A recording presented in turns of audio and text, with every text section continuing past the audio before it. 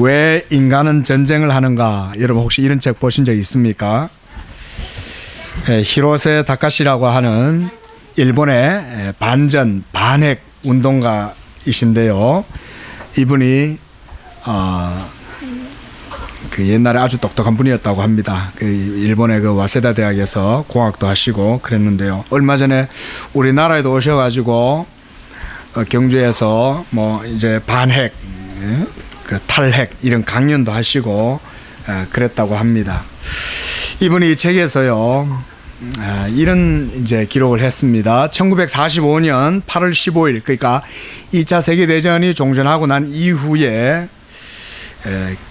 그 다음부터 이후에 계속 기록된 그 분쟁사를 이분이 그 47장의 이 분쟁 지도로 자세하게 이렇게 조사를 하고 그렇게 보여주었습니다. 그런데요, 그 이후에 2차 세계대전 이후에 세계가 하루도 쉬지 않고 전쟁을 해왔을 뿐만 아니라 그 발생 빈도도 해를 거듭할수록 과밀화되고 있다는 것을 그 지도를 통해서 생생하게 보여주었습니다. 다른 학자들도 보면요, 우리가 그런 얘기도 많이 듣죠. 인류 역사에서 전쟁이 없었던 시기는 전체에서 한 7%에 불과하다. 그리고 그 7%도 계속 분쟁이 들끓었고 그 분쟁이 들끓다가 결국은 터져서 전쟁이 일어나고 그랬던 것이 바로 인류의 전쟁사였습니다. 뭐 우리 대한민국 역사도 거기에서 결코 벗어날 수가 없죠.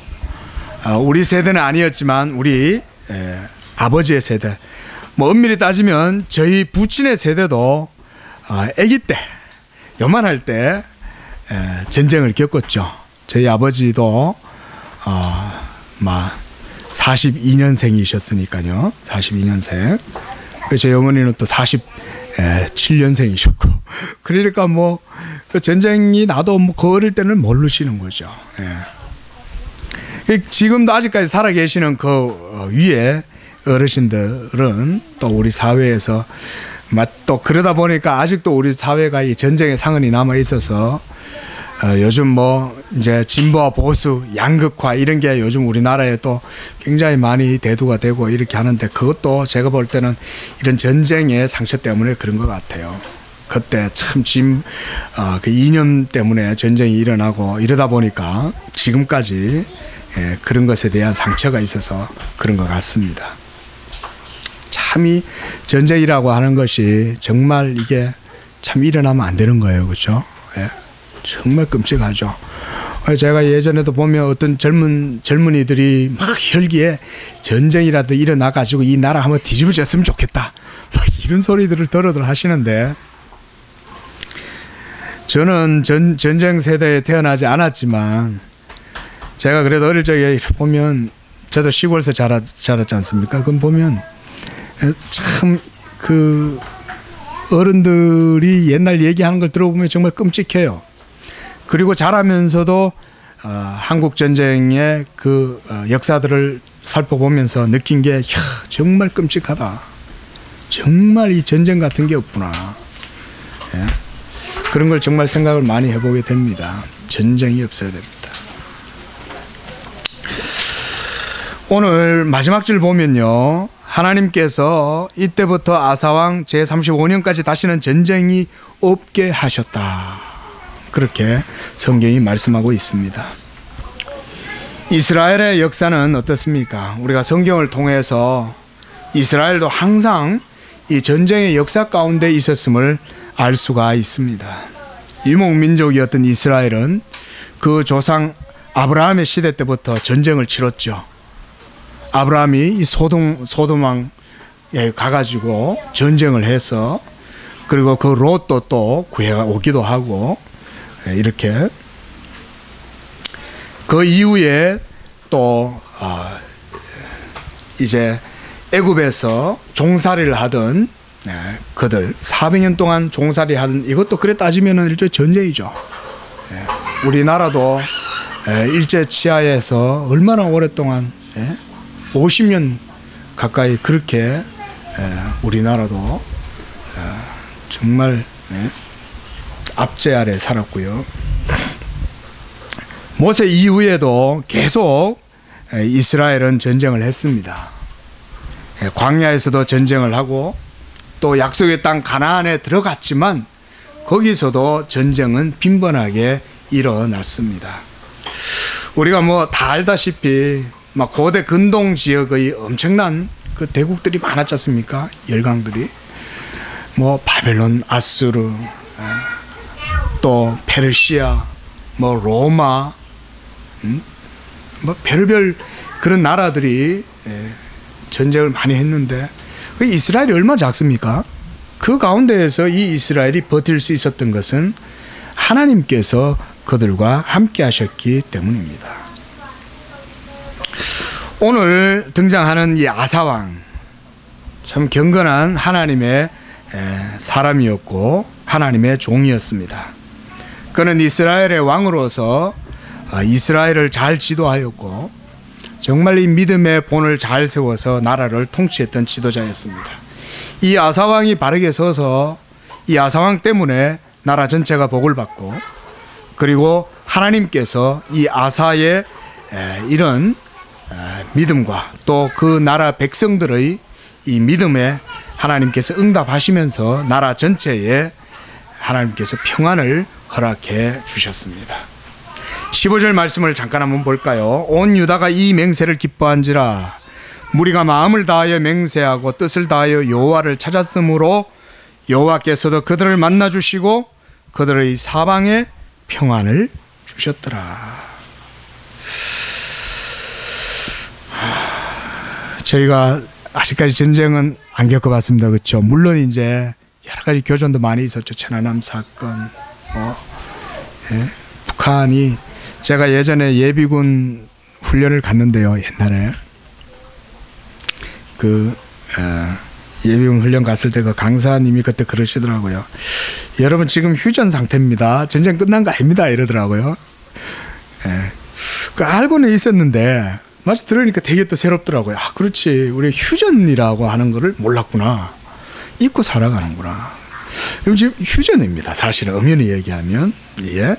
그래서 사실 저 북한, 남한 뭐 이러면요. 사실은 같은 한국이에요. 근데 지금 휴전 상태입니다. 엄밀히 말하면 그렇습니다. 예. 북한은 뭐 조선인민공화국이다 이러면서 자기들 자치공화국이라는 식으로 저희 얘기하지만 사실은 다 같은 대한민국이죠. 예. 중간에 이제 그 이념 때문에 그 갈라지고 그래 됐지만 엄연히 얘기하면 지금 휴전 상태니까 사실은 우리도 그렇게 얘기하면 공식적으로는 전쟁 중인데 휴전 상태죠. 나라가 이런 평안을 누리는 것, 우리는 그렇게 생각하면 굉장히 복을 사실은 받고 사는 겁니다. 저희 아버지 시대는 어릴 적에라도 전쟁을 겪으셨으니까 전쟁 세대고, 저희 이제 아버지 이후에 태어난 저희 세대는 아직은 전쟁은 지금 몸소 안 겪어봤기 때문에 우리는 전쟁의 참상을 잘 모르지요.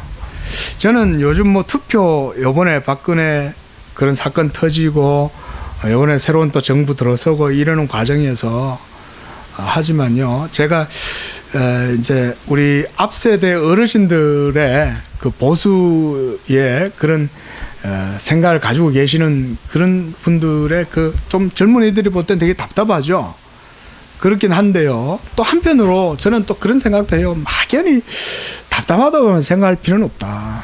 저들의 마음도 한편 좀 이해는 해야 돼요. 왜냐하면 전쟁을 겪으셨기 때문에 그 상처가 있고 또 그 위에서 이 세대를, 우리 자녀들을 이렇게 또 세우고 이 나라를 위해서 그렇게 애쓰셨기 때문에 그런 것도 우리가 또 젊은 세대들은 이해를 해야 된다고 봅니다. 예, 참 쉽지 않은 문제지만요. 어쨌건 간에 여러분, 이 나라가 전쟁 없이 평안하게 지내는 거는 사실은 사람 힘이 아닙니다. 우리 목사님 오늘 오전에도 그런 말씀 많이 하셨고 새벽에도 그런 말씀 하셨는데 여러분, 모든 것은 하나님의 은혜로 되는 것입니다. 우리가 이 사실을 좀 깊이 우리가 마음속에 참 참 이렇게 깊이 심어두었으면 좋겠어요. 살다 보면요, 내가 심장이 뛰고 내 혈기가 돌고 내 열정이 앞서고 그러다 보니까 내가 오늘 하루의 삶을 산다, 이런 생각이 들 수 있겠지만 여러분, 그 생각을 빨리 하나님 앞에서 여러분 지우셔야 됩니다. 그게 아닙니다. 살아보면 살아볼수록 고백할 수밖에 없는 게 뭐냐면, 하나님의 은혜가 아니면 내가 조금 더 살아갈 수가 없다라고 하는 사실입니다. 이 사실을 여러분 마음으로 깊이 그걸 담을수록 그 고백이 커지는 거예요. 오늘 이스라엘은요, 하나님 앞에 그런 마음으로 나아갔어요.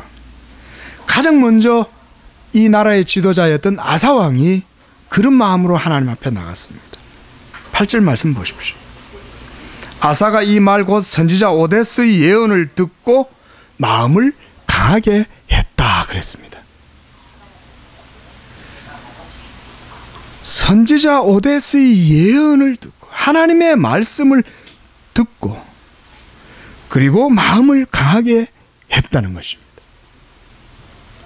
먼저 중요한 것은 하나님의 말씀을 듣는 것이 중요합니다. 그리고 그 들은 말씀을 근거로 해서 마음을 강하게 하는 거예요.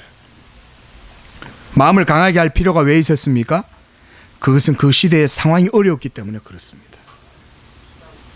왜냐하면 온 마을 곳곳에 제단이 쌓여 있었고 산당이 쌓여 있었고 이방의 신을 세워놓고 우상을 숭배하고 백성들이 모두 다 하나님을 떠나 있었기 때문에 그가 마음을 지도자로서 강하게 하지 않으면 이 하나님의 뜻을, 하나님의 말씀을 실천할 수 없었기 때문에 그렇습니다. 그런데 그는 민중의 뜻을 따르지 않았어요. 정중의 뜻을 따르지 않았어요. 일반 사람들의, 대중들의 뜻을 따르지 않았어요. 하나님의 말씀의 뜻을 따라서 마음을 강하게 하고 모든 우상들을 제거하고 여호와의 제단을 재건했습니다. 그러자 하나님이 그에게 은혜를 베풀어 주시는 거예요. 9절 말씀 하반절 보십시오. 아사의 하나님 여호와께서 그와 함께 하심을 이스라엘 백성들이 보고 아사에게로 돌아오는 자가 많았다. 여러분, 어디서든 하나님의 뜻을 행하는 것에 있어서 그것이 하나님의 말씀이라고 들으면 그 말씀의 근거에서 마음을 강하게 하십시오. 그리고 담대하게 나가세요. 좀 세상 말로 막말로 뭐 아니면 도 아니냐,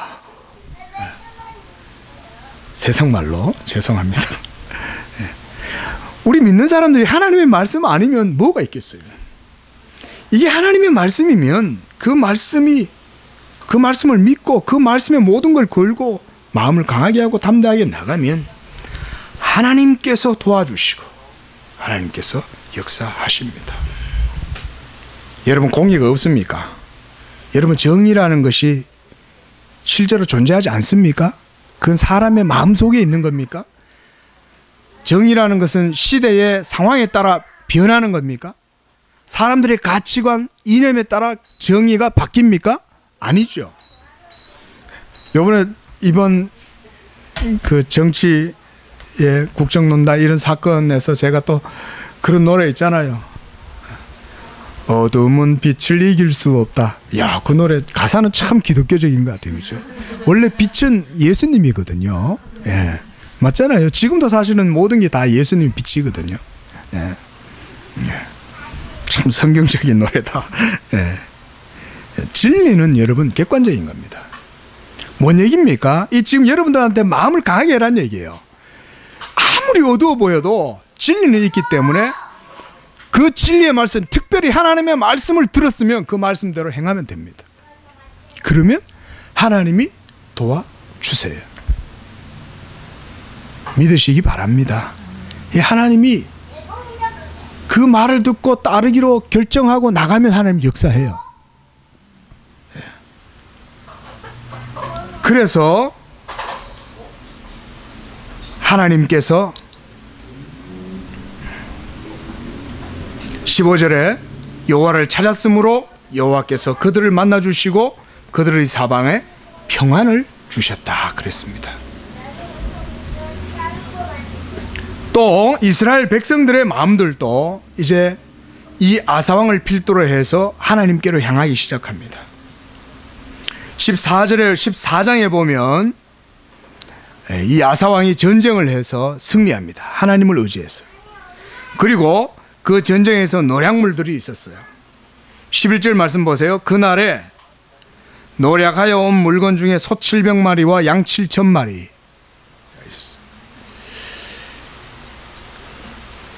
요즘 같으면 요즘도 소 700마리면 엄청난 가치가 있죠. 경제적으로. 그렇죠. 양 7,000마리 엄청나죠. 예. 당시 같으면 어떻겠습니까? 더 대단하겠죠. 옛날에 특별히 그 중동에요. 얼마나 참 생물들도 살아가기 힘든 동네인데요. 그런데 이스라엘 백성들이 이것을 하나님께 제사 드리는 데 있어서 뭐라고 그럽니까? 12절에 마음을 다하고 목숨을 다하여 조상의 하나님 여호와 찾기로 언약하고 제물로 이 모든 소 700마리 양 7,000마리를 하나님께 드렸어요. 기꺼이 마음을 다하고 목숨을 다해서 조상의 하나님 여호와 찾기로 언약을 했다 그랬습니다. 여기에서 이 언약은요 맹세라고 할 수 있습니다. 그런데 맹세가 그냥 맹세가 아니라 하나님의 계명 앞에서의 맹세예요. 그럼 이건 언약이라고 할 수 있습니다, 여러분. 우리가 스코틀랜드의 국가 언약 이런 이제 말을 많이 듣는데요. 스코틀랜드가 예전에 이런 국가 언약을 시행을 했습니다. 그래서 존 낙스를 필두로 해가지고 종교개혁이 일어나면서 스코틀랜드가 하나님 앞에서 이 모든 하나님을 믿는 백성들이 나와서 서명을 하죠. 내가 하나님 섬기겠다. 국가 언약을 맺습니다. 그래 따지면 그것도 하나의 하나님에 대한 국가적인 언약이었죠. 왜냐하면 하나님을 바르게 믿겠다. 하나님 앞에서 선서고 맹세니까요. 예. 자, 이렇게 이스라엘 백성들과 아사 왕이 마음을 다해서 하나님을 찾기로 마음이 결심할 때에 하나님께서 그들의 그 모든 뜻을 알고 하나님께서 그들에게 찾아오셔서 응답하셨다고 말씀합니다. 이런 말씀들을 볼 때 여러분 평안의 비결은 바로 하나님을 찾는 것에 있습니다. 하나님을 찾는다는 것은 하나님의 계명의 율법을 쫓아서 나아간다는 것입니다. 오늘날 조금 아쉬운 점이 있다면 복음과 율법에 대한 신앙에서 마치 율법을 무시해버려도 된다는 듯한 이런 이제 약간 좀 그런 풍조가 좀 있는 것 같은 게 이런 게 굉장히 사실은 아쉬워요. 그렇지 않습니다, 여러분. 우리 십자가의 교회 성도님들은 그렇게 생각 안 하셨으면 좋겠습니다. 그게 잘못된 생각이에요. 율법도 하나님의 말씀입니다, 여러분. 그런데 복음이 더 가치가 있는 건 뭐예요? 구원이 율법의 행위로 말미암는 것이 아니라 듣고 믿음으로 행위 없이 값없이 은혜로 받는 것이기 때문에 그 복음이 더 귀하다는 것이지, 그렇다고 해서 율법이 복음 때문에 더 무가치하거나 이런 거 절대 아니라는 거예요. 근데 지금 그게 조금 약간 그런 식으로 오해가 되고 있다는 게 좀 안타깝다는 것이죠. 그거 아닙니다, 여러분. 복음의 신앙이 온전하면 하나님의 계명에 대한 신앙이 온전해져요. 그래서 오늘날도 여러분 율법으로의 회개가 아니라 복음으로 온전하게 나아가면 나아갈수록 하나님의 계명에 대한 성도의 충성이 깊어지고 극진해질 수밖에 없는 것입니다. 그게 바른 신앙이에요, 여러분. 그게 또 종교개혁이고 그게 청교도의 신앙이었어요. 우리가 청교도 신앙을 지금도 참 존경하잖아요. 그게 뭐냐면 율법의 신앙을 그들이 온전히 따랐다는 것이죠. 율법의 행위가 아니라 하나님 율법을 통해서 하나님께서 성도들에게 주신 그 계명, 법, 하나님의 법에 대한 순종, 이런 것을 매우 중요하게 여겼다는 것이죠. 여러분, 이건 오늘날도 마찬가지입니다. 여러분들의 삶 가운데에 하나님의 계명에 대한 온전한 사랑과 헌신이 여러분 가운데 있을 때 하나님은 여러분들의 마음을 먼저 받으십니다. 오늘 아사처럼. 그리고 이 아사가 에브라임 산지와 유다 베냐민 온 땅에 있는 우상들과 신당들을 다 제거하고 여호와의 제단을 다시 재건할 때 그 마음처럼 여러분들이 그런 마음을 가지실 때에 하나님께서 바로 여러분들에게 응답하시고 여러분들에게 평안을 허락해 주시는 것입니다. 영적으로 온전할 때에 사실 평안이 찾아오죠. 영적인 온전할 때. 그래서 우리 주님도 마태복음 6장 33절에 우리 다 잘 알죠? 너희는 먼저 그의 나라와 그의 의를 구하라. 그리하면 이 모든 것을 너희에게 더하시리라. 또한 영적인 평안은요, 다른 물질적인 가치라든지 또 눈에 보이는 어떤 외적인 그런 조건들이 채워져서 영적 평안을 누리는 게 아니죠. 요한 3서 1장 2절에 보면 사랑하는 자여 네 영혼이 잘됨 같이 네가 범사에 잘되고 강건하기를 내가 간구하노라. 영혼이 잘되면 범사가 잘된다. 이 사실은 어떤 큰 교회 목사님이 자주 쓰는 성경 구절인데 많이 오용이 됐어요. 근데 그게 아니에요. 여기서 영혼이 잘 된다는 말을 성경적으로 정확하고 바르게 풀면 여러분 뭔지 아세요? 성도가 하나님을 잘 알면 이 말입니다, 여러분. 그 똑같은 의미입니다. 그분한테 그런 걸 별로 볼 수가 없어요. 죄송합니다. 이 설교 시간에 어쩔 수 없습니다, 여러분. 우리가 목사가 설교를 해야 되기 때문에 제가 그분을 뭐 폄훼한다는 의미는 없습니다. 여러분, 영혼이 잘 된다는 말은, 영적으로 여러분들이 온전해진다는 말은 하나님을 잘 안다는 것에 있습니다. 다시 한번 말씀드릴게요. 하나님을 잘 안다는 것은 뭘 의미하는 걸까요? 꿈을 꾸고 평상시에 내가 하나님을 어떤 외적인 어떤 가시적인 어떤 경험을 많이 하고 뭐 이러면 하나님을 잘 아는 거냐? 여러분, 그게 아니죠. 우린 그렇게 알아서는 안 됩니다. 하나님을 잘 아는 것은 정확하게 객관적인 겁니다. 객관적인 거예요. 하나님을 안다는 건 객관적인 겁니다. 이게 이 기독교 신앙에 대해서 잘 모르면 남 목사가 하는 이 말을 잘 이해를 못해요. 무슨 얘기죠? 하나님을 어떻게 알아요? 그 주관적인 것이죠. 하나님을 잘 아는 걸 어떻게 객관적이라고 말해요? 라고 의문을 탁 던지는 사람들이 많을 거예요. 근데 여러분, 그렇지 않습니다. 성경 그렇게 얘기하지 않아요. 자, 이스라엘 백성들한테 한번 물어보겠습니다. 당신 하나님 잘 압니까? 라고 얘기하면 이스라엘 백성들은 뭐라고 말할까요? 잘 안다라고 말하겠죠. 그 사람들은 지금도 그렇게 말할 거예요. 그 근거가 뭘까요? 그렇죠. 그 근거는요, 하나님이 계명의 율법을 주셨기 때문에 그렇습니다. 그들에겐 토라죠. 근데 우리는 성경이라고 있죠.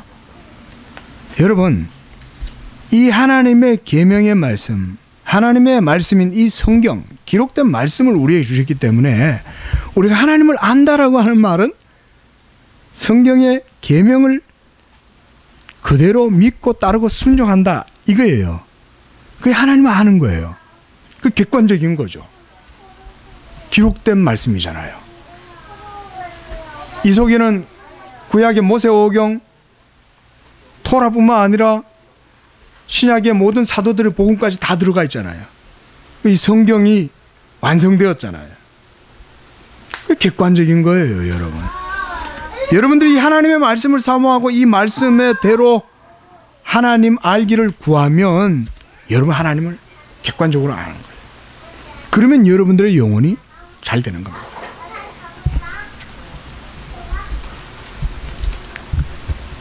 (12절에서) 이스라엘 백성들은 여호와 찾기로 언약했다 그랬습니다.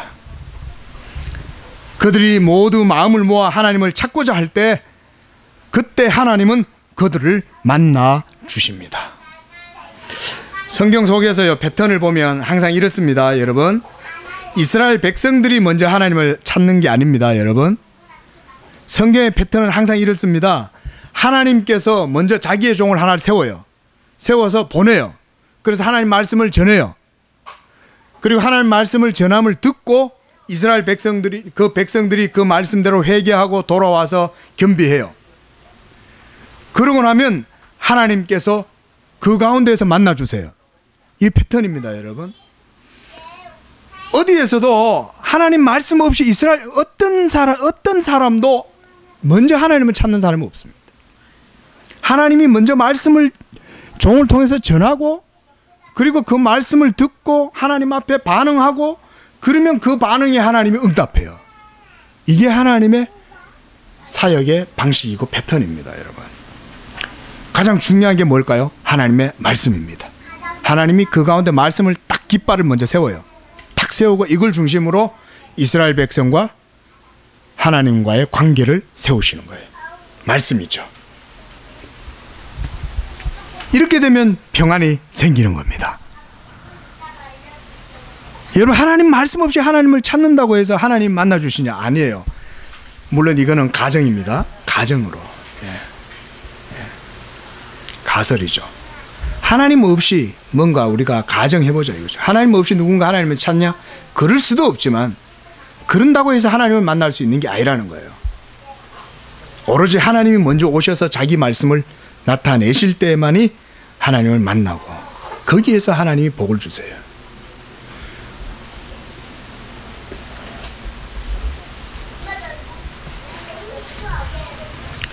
여러분, 이렇게 하나님께서 자기 백성들이 자기 응답할 때에 그들에게 평안을 주십니다.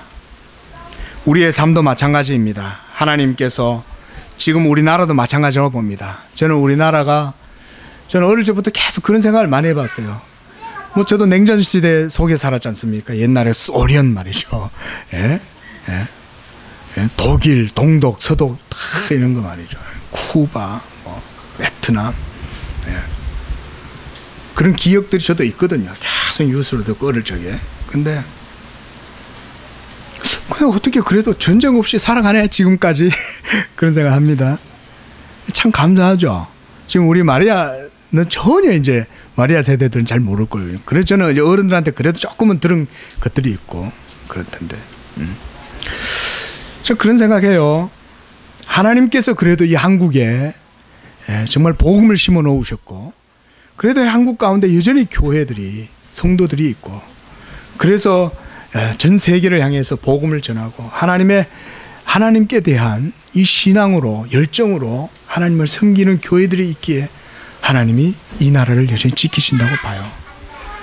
이 마지막 설교에서 제가 마지막으로 하고 싶은 말씀이 있어요. 뭐냐면요, 오늘 이 말씀을 근거로 해서 여러분, 하나님이 정말 기뻐하시고 이 나라에 평안을 주시는 이유 가운데 하나가 뭐냐면, 하나님의 말씀을 바르게 전하는 교회들이 이 시대 가운데 있기 때문에 그렇다는 거죠. 저는 그것을 확신합니다. 여러분 기억하십시오. 영적 전쟁에 있어서 우리의 무기는 다른 것에 있지 않습니다. 여러분들의 선행의 의지에도 있지 않아요. 내가 착하게 살고 노력하면 이 나라를 하나님이 지켜주신다. 그건 영적 전쟁의 원칙이 아니에요. 착하게 살지 말라는 얘기는 아닙니다.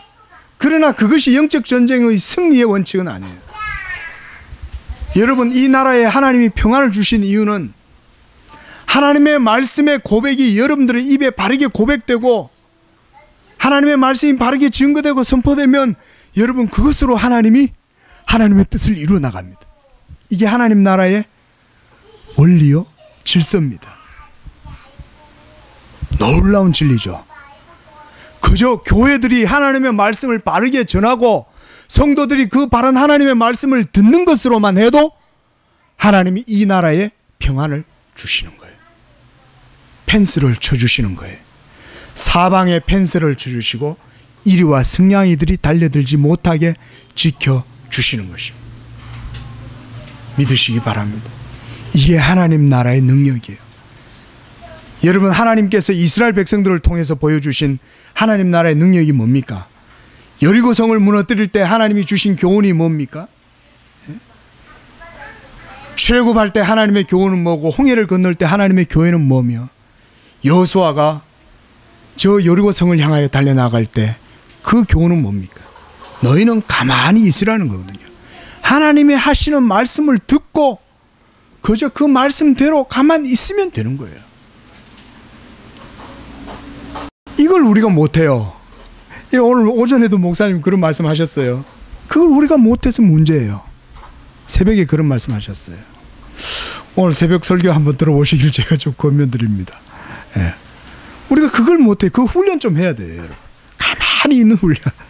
나를 부인하고 십자가의 도 앞에 내 자신의 의를 부정하되 끝까지 나를 부인하는 그런 좀 훈련 하시면 여러분들의 영적 전쟁의 삶에 하나님이 항상 평안을 주실 줄로 믿습니다.